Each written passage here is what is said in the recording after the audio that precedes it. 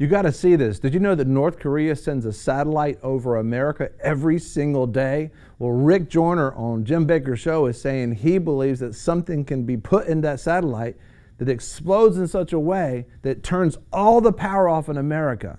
I know. Check it out.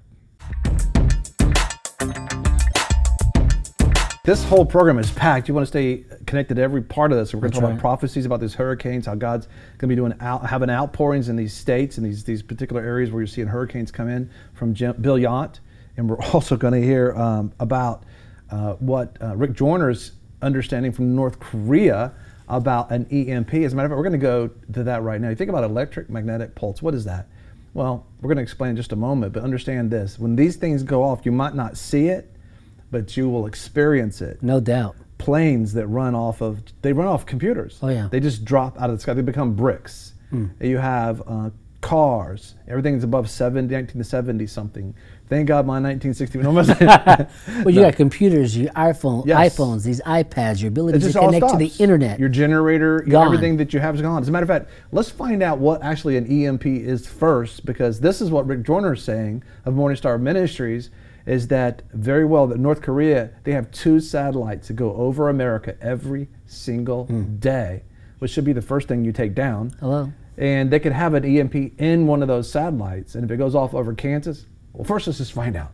I want you to see what an EMP is. Take a look. This is actually from For the Record by The Blaze. Check it out.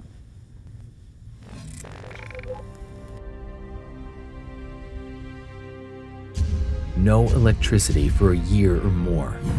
Computers and other electronics destroyed. Planes falling out of the sky. No clean water. No food. Pandemics. As many as 300 million Americans dead in a year. This may sound like a nightmare, but a congressional committee says it could happen in the wake of an attack known as an EMP. EMP, shorthand for electromagnetic pulse. It is generated by detonating a small, actually low-yield fission bomb approximately 200 to 250 miles above the Earth's atmosphere. That sets off what's known as the Compton effect. The gamma ray burst from the bomb, hits the upper atmosphere, starts splitting off free electrons, sets up a static discharge that cascades through the atmosphere, and literally within milliseconds overloads the electrical grid on the surface of the Earth and can blow out the entire power grid of the United States in 1 second. What happens when the grid comes down is there are surges of electricity that blow the big transformers. The estimate is that we could lose somewhere between 100 and 200 of those. That means that the grid would be down for a year or more. If you are watching a plane overhead, many of them will just turn into flying bricks because modern planes are computer controlled. They come down and then the chaos starts. With the entire grid down, there's no electricity, which means no water supply, refrigeration's gone. A vast majority of cars would be short-circuited off, particularly any cars made after 1990. You lose your transportation, you lose command and control. There's 3 days food supply in the average city. So if the trucks don't run, you run out of food very quickly. And when we get 20 to 25 days into such an event, when everybody's out of food, how many people will be willing to kill for a McDonald's hamburger, especially if their child is starving? That's when it starts getting very ugly. A month after this, already the effects of little or no potable drinking water, no treatment of sanitation. There's going to be a lot of diseases. It's an existential threat to our society. It threatens the existence of our society, of our civilization, because we've never been so dependent upon technology for our survival in human history as we are today. If you have a blackout that lasts a year, no one can tell me how we can keep a population of 320 million people alive without food and water. Most people believe that if we have not prepared, and we have not prepared, if we have not prepared for an EMP attack, that probably within the first year, maybe as many as 90% of our people will die. 90% of America's population would die. I mean, I think about Hurricane Irma that just hit, and this one lady's being interviewed, and they interviewed her and said, you know, talk to us. What's going on? What's going on? And she says, you know, we have no electricity, we have no internet, we're living like beasts. I mean, it's only been a day. Like beasts. And she's thinking it's a beast because of internet. Remember Hurricane Sandy? Oh, yeah. They're concerned. The guy floated on his mattress all the way down to City Hall to say, basically, they were saying, like, charge my phone. In Hoboken, my goodness. Yeah, and so you want to think people last longer than that, but listen, we went through Katrina, we went through Ivan, we're going now through Irma and Harvey.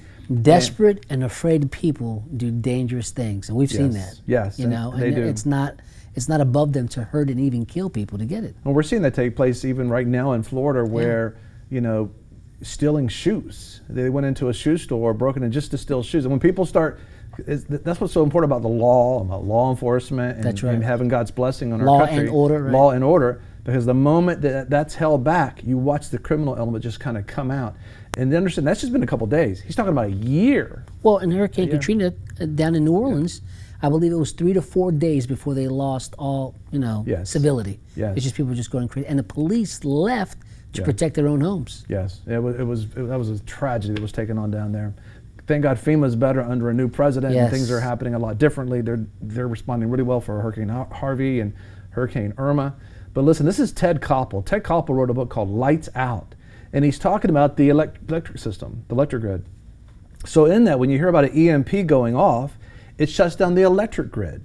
Now, what Ted Koppel's talking about, you know, from Nightline, that's Ted Koppel, he's talking about a cyber attack. But understand, worse than a cyber attack is an EMP. So when you hear a cyber attack, realize that's nothing compared to everything being shut down. And listen to how he describes what happens when the electric grid gets shut down, because that's exactly what would happen with an EMP. This is Ted Koppel. The book is Lights Out. You need to get it. Let's take a look.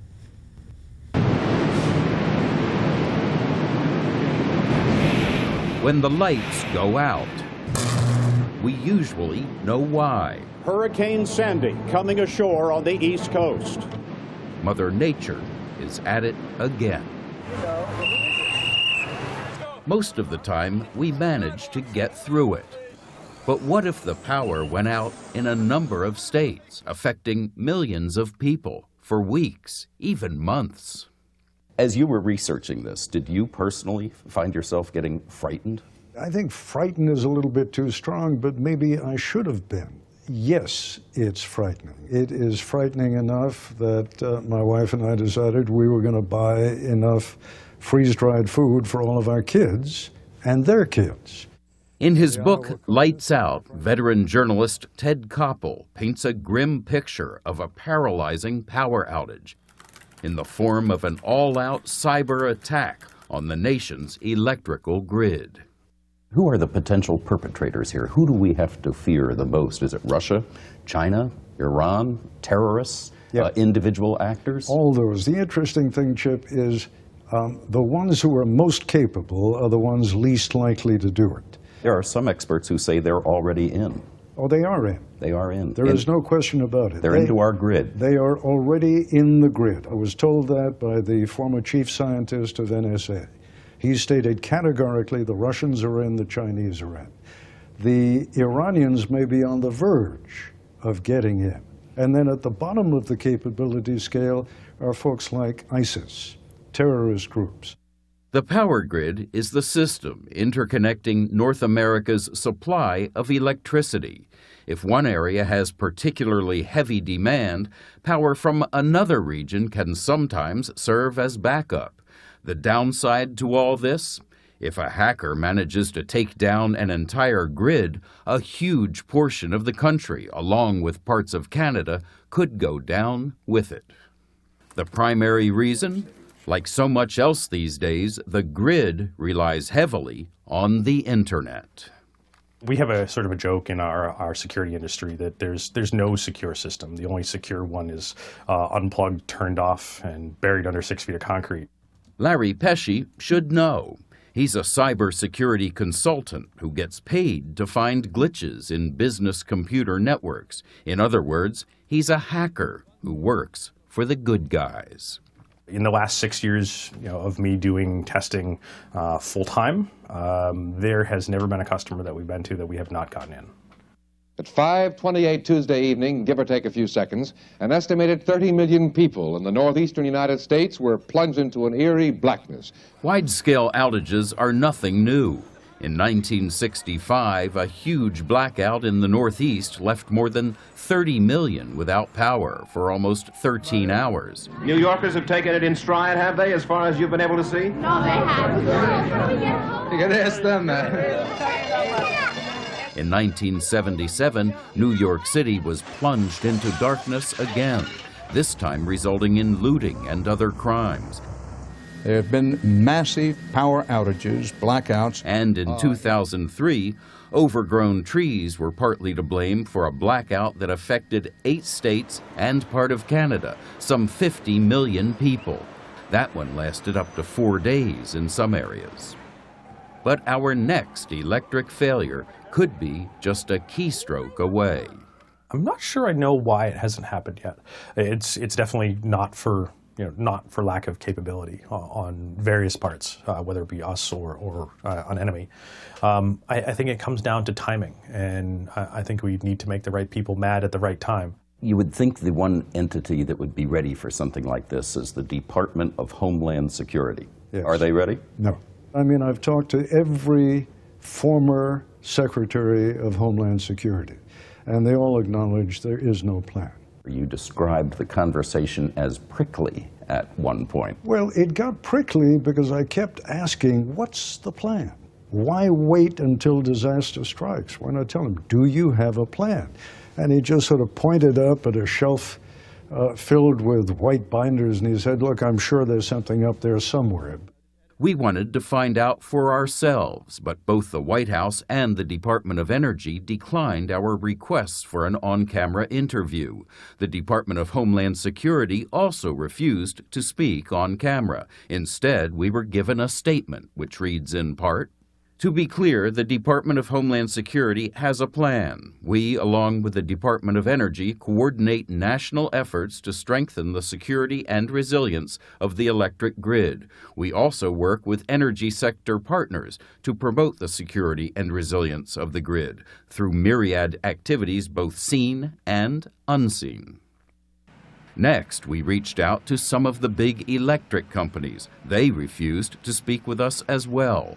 Ted Koppel says the government basically has no plan. Is he right? No, he's not right. So we turned to Paul Stockton, a former Defense Department official whose duties included cybersecurity.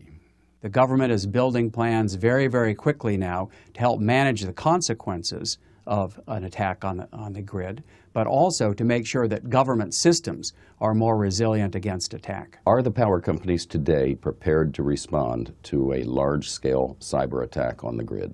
Power companies today are strengthening their ability to respond to an attack and restore power more quickly. Still, Stockton admits their readiness is not where it needs to be, given that the adversary continues to strengthen the sophistication of the weapons that will be used against the United States. Is this something? You're thinking about it. Do you have a plan? No, they'll have a plan. This is Ted Koppel. He wrote this book, Lights Out. You got to get it to get an understanding of what he's talking about fully. But know this, that we have an enemy. It's not just a cyber enemy, which, of course, North Korea did do a cyber attack on an American company called Sony. That's right. And the whole, they didn't come to the White House for other things, but they came to the White House for an economic hack of Sony. And now we have literally the leader of North Korea, Rocket Man, as the president refers to him, firing rockets off and saying, I'm going to turn the lights out. That's the words he uses, lights out on America. And he just keeps firing these rockets over at Japan. Japan is our friends, threatening South Korea. They want to take over South Korea. But you know what? There was a prophetic word given. It was a dream that Dmitry Duduman had. And in this dream, God showed him North Korea, Russia, and China making a covenant against America. This North Korean leader, they don't have the money to do that kind of stuff.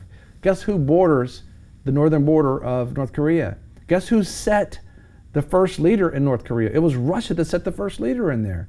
Russia and China both border the northern borders of North Korea. They know what's going on. According to this prophetic word, this is them egging things on. And you want to pray that we don't get in a war over in the China Sea, because some of the things he said with that were, or if we do get distracted over there and something happens in the center of our United States, all of a sudden all of our resources are being used up, and something comes into America from the south, it begins to hit our nuclear sites and causes something to happen. And you can see with an EMP and these different things. Listen, when we get back from this break, we're going to talk to you, hear from Rick Joyner himself, talking about 2 satellites from North Korea goes over our country every single day, and all they have to do is have an EMP in one of those satellites. And if it goes over Kansas City, he's going to tell us what happens to all of America and how 90% of the population could be gone in less than 365 days, 1 year. But first, I have this offer for you. Think about this. God is bigger than all these things. You know, kings conspire, people conspire against God and against God's people and God's plans. But guess what? God's bigger than all that. And you need to get a perspective during these days of who our God is. Because you heard in the beginning of the program, God is all this disturbance going on. You have bad characters, bad actors losing all their power, and they're kicking and screaming like a drowning person is.